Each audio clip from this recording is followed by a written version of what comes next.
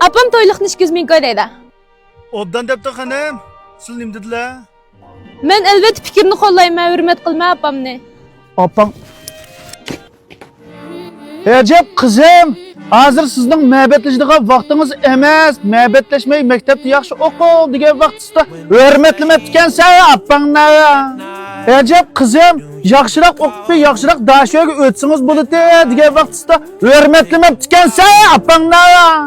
Ha? Kızım, ma dashoda yaxshiroq o'qib, kelgusida yaxshiroq bir xizmatga chiqsangiz bo'ladi degan vaqtda Ecep hurmatlayapti ekansan apangni. Ha? Apangni. Ecep kızım, dashoda qo'ngimiz ochiq qag'ishlik o'qitdik, sizne chiqib xizmat topolmadingiz. Ma pulni buzib chashmang degan vaqtda Ecep hurmatlamayapti ekansan apangni. Ha? Recep kızım talat sokak çıkıp gitti.